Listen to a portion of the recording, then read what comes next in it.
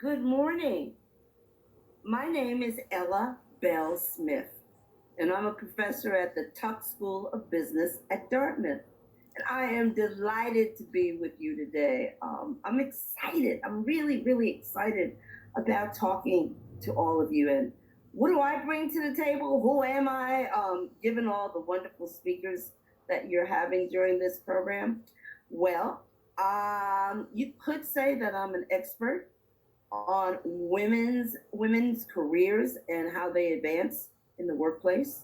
You could say that I do work around diversity and inclusion, but I really like to think my work about being women and leadership and how we can bring our voices to the table and how we can make a difference in both our personal lives and our professional lives. And I'm really happy to be here with you today.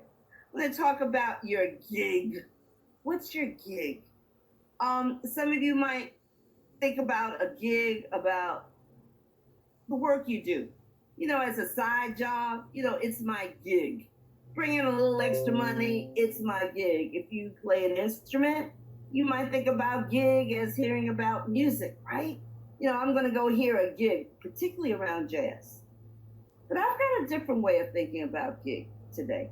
And I want to introduce you to a concept that I think will help all of us, including me, make our voices bolder, make our voices stronger, make our intentions really manifest. So I want you to think about what's your gig, G-I-G. It's no coincidence that the first G in my gig stands for grit. What is grit? Are you a gritty woman or a gritty man? Are you gritty?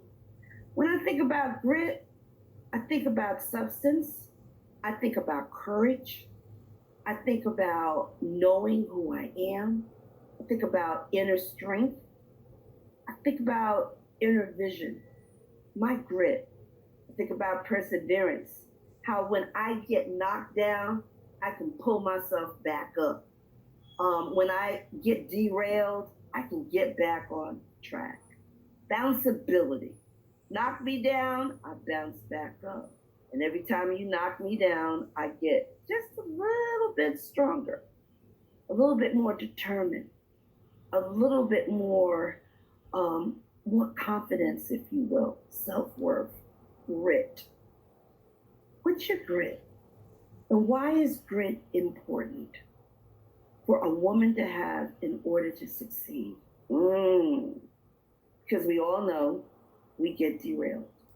We all know life happens. We all know that there are these hurricanes that take us up and drop us down. Usually when we're in the middle of doing something that we really think we've got control over. Grit. Grit is our response when we realize we don't have control. Grit is our response when we have to have that inner strength to keep on going. I don't like aggressiveness. We always say that, particularly women, they're aggressive. I don't like that. I like to reframe terms that get in our way for being our best selves. I'm not aggressive. I've got grit.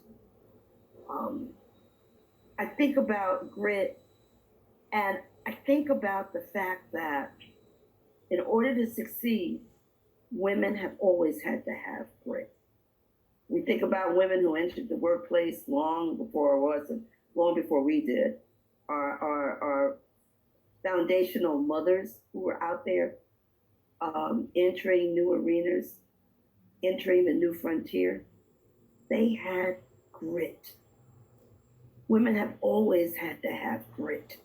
You've had grit all along in your lives. If you just take a couple minutes to think about it. In fact, take a couple minutes, just one or two, think about it. When were you your grittiest? When did you use your voice? When did you show that courage and that determination? When did you discover that I can do this? Watch out. No matter what you put in my way. Grit has been around for women a long, long time. And you know what grit starts with? It starts with knowing who you are. If you're not clear about who you are, you're good, you're bad, and you're ugly, all those things, all those characteristics that make you you, all those values that makes you you, all those styles and color and spice that make you you, that's where grit comes from. You got to know who you are so that you don't waver when there's a win. That's where your determination, that's where your courage, that's where your strength, your inner strength, it comes from your grit, right? And we learn about grit through the course of our lives, right? You never check the box in learning about your grittiness. You always discover, boy, I didn't know I could do that. That's your grittiness. It's a lifelong journey about getting your voice out there, making a difference, standing tall. So the first G is about grit, right? Your grittiness. Sometimes the grittier the better. But you can't succeed with grit all alone. Grit's not going to get you to the top of the table. It's not going to get you at the head of the table, excuse me. Grit's not going to put you at the head of the table. Grit's not alone is not going to get you where you want to be. And you don't want to get stuck in grit too, because sometimes we get stuck. So we're constantly showing our strength. But I'm going to get back into that a little bit later. What's the I stand for? We've got the grit. So what's the I stand for? Influence. Influence is important. Influence is my word for power. You know, we get all beat over our heads. I've gotten accused. You know, you think you're powerful. Nah, I've got influence. What does influence mean? Influence means I've got a network. I've got my posse, my girls, my kitchen table. All those metaphors that we use to describe our network. People that support us, people that are able to give us honest feedback, people that can tell you, you know, hey, you've overstepped, you need to do it again, or you need to do it differently. Your network. Having influence means you have multiple networks. Some of the networks, people look like you. Some of the networks, people don't look like you. It's important to have a diverse network in order to have influence. What else? Influence. When you do come to the table, you know what you're talking about. You know that different people are influenced different ways. A good person, a woman who can influence well, she can influence analytically. She can take those numbers. She can put that analysis together with your product line. Just think about that. Hey, you know, influence. You know your product. You know what you're doing. You know what works. You know how it works. Influence, wisdom. Okay. Influence. You got a historical context about what you're bringing to the table. You've got to be able to influence and use your ability to influence many different ways, because people are influenced different ways, right? Some people need data. Other people you can influence with your feelings. Other people you can influence by telling a story. So you've got to have multiple streams and ways of thinking about how you influence. Who are you bringing to the table? Influence is also strategy. What's your strategy to succeed? You know, if grit gets you in the door, then influence allows you to rise up, if you will, allows you to advance, allows you to tell your vision, allows you to make a difference, if you will, because you can influence people. And you can influence people that, quite frankly, don't believe. I think about Vice President Harris as an influencer. Okay, let me back up. I think about Hillary Clinton in terms of grit. Oh, and you see, let me move this way. You see who's behind me? The notorious Ruth over there. Can you see her? Talk about grit. Talk about influence. Wow. You don't have one or the other, by the way. Okay? We all have these characteristics. We all are able to influence. When I think about Supreme Court Justice Ginsburg, I think about her smartness, right? Her ability to take that law and just whip it around and to argue, to make her case. Oh my God. That's influence, if you will. It's a way that you show your wisdom. It's a way that you show people that, hey, we need to think differently. Influence. How do you influence? What's your comfort zone when you think about influence? When you think about women who are influencers, who do you think? Who do you think of? Right? Who do you think? Who's your influencer hero? Okay, I said Vice President Harris. Right now, she's one of my top 5. Of course, I get my direction right. Of course, Ruth. Oh, think of Madeleine Albright. That's another one. Ooh, big time influencer. Think about Condoleezza Rice. Right? Another influencer. Right? I don't care if you're a Democrat, Republican, doesn't make any difference. Think about Oprah Winfrey. Talk about a network. Oh my God. She's got big influencer muscles, right? Who are the influencers that you think about? All right? People who can make a difference. Gloria Steinem. Unbelievable. Still 80 some odd years old and still a huge influencer about women and about women having opportunity, about women being able to succeed and being able to work with all kinds of people. The thing about being an influencer, you know how to interact with people. You know how to break bread across the table. You know how to build bridges. You handle conflict well. You manage the conflict. Think about how you influence and think about where you need to grow as an influencer. I know I always have to work on conflict, you know. I have a tendency to be too gritty at times. So I really have to work on how I influence, how I make a difference, how I build bridges, not tear them down, how I'm building my relationships. Influence is all about relationship and how to be able to create relationships, authentic relationships that are going to be there for you and with you, okay?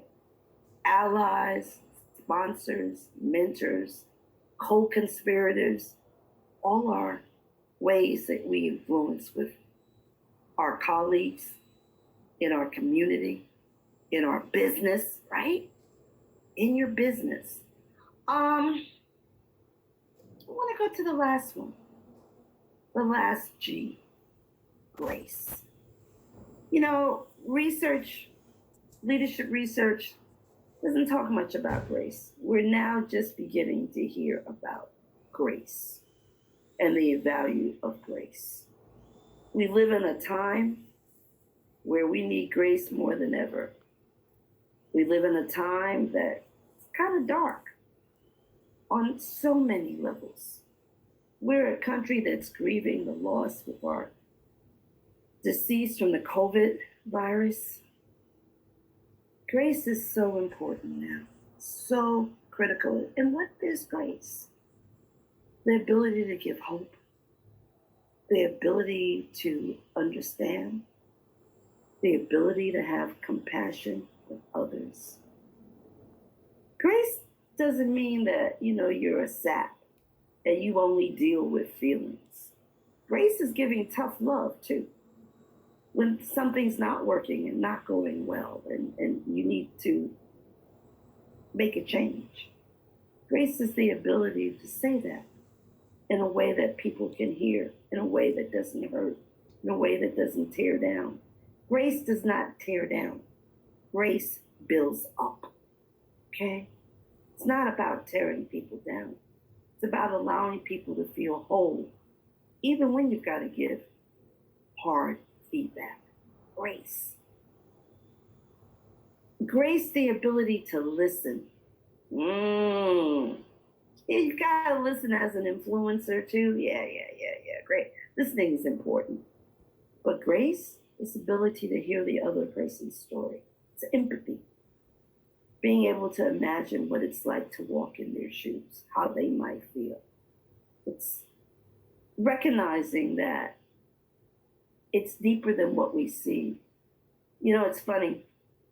I've got a story for you. I was taking my dog to the vet the other day, and there was a woman that was car next to us, and she had a Great Dane. She was driving a big old fancy BMW. And of course, I had all these assumptions. We all do that, let's face it. And I have a little Havanese that makes a ton of noise, and he was all over the place. And her Great Dane was just elegant, just amazingly elegant. And I'm pulling on my dog, but I got to hear what she was talking about. She had been laid off since the coronavirus had started. She had negotiated, she was on the phone and she was talking, and she was telling her friend how, she had to talk to the vet so that the price of doing the Great Dane's veterinary check, they could get a break because she didn't have the money to pay for the veterinary expense. And, it was a moment for me of discovering grace, because we never know what the other person's going through. Looks are deceiving. From all the outer looks, she looked like she was having a good life and everything was in place. After I heard her story, I realized once again that everybody's going through something. And it's easy to judge, but it's more important to hear, to learn their stories. And, then, I think my body language shifted, and I had a mask on so she couldn't see me, and there was no need. We were close enough, I got to hear what she was saying. There was no need for me to do anything. It was the grace of just being calm in her presence and just acknowledging in my own spirit grace. I think about Michelle Obama. When they go low, we go high. Grace. We need more grace today in the world more than ever. More than ever. How do you show your grace? How do you show your vulnerability? How do you show your respect for others? How do you allow people to be who they are and be able to enter where they are? Grace. So very important. I always need to work on my grace. It's my faith in mankind. It's not my religious faith. It's not my spiritual faith. It's my faith in humankind. Not just mankind, womankind. It's humankind. It's my space for understanding that we're all going through something. And isn't it important for us just to let people know, I'm here? Grace. How do you show your grace? How do you walk and talk your grace? You have grace. I think you can do anything. One other thing about grace. Sometimes we get upset. We feel that something's happening and it's directed directly at me. Grace is not about you.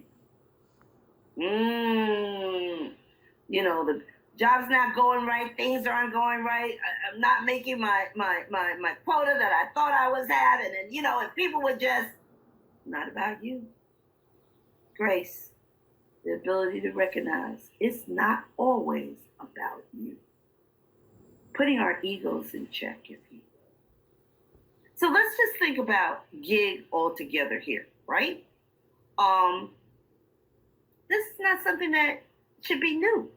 You might not have thought about it as a gig, but you've all showed grit, you've all influenced, you've all had grace.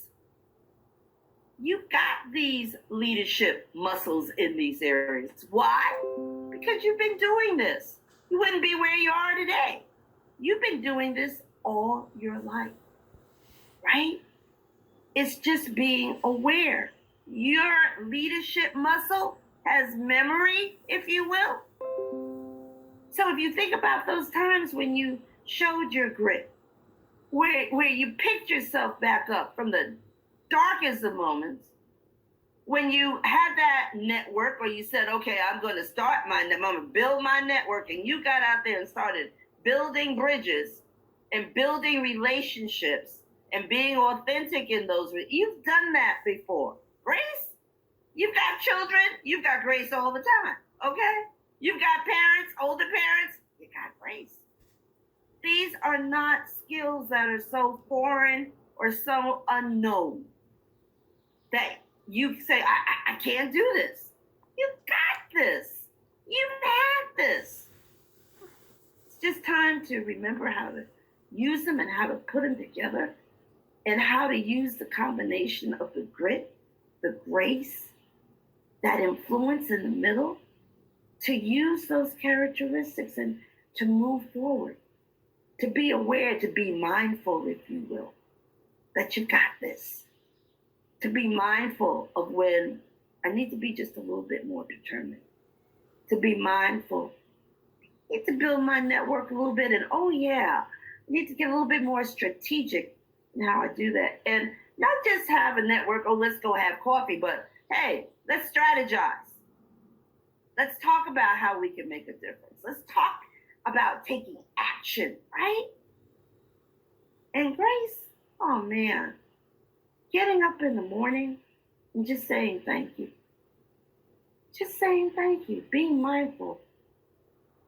What do I need to show my grace today? How am I going to interact in the world? How am I going to be mindful during the day, right? So that I don't get off balance, and that I remember and know where I am. Looking at my notes, and I'm thinking, what else do I want to leave with you? It's important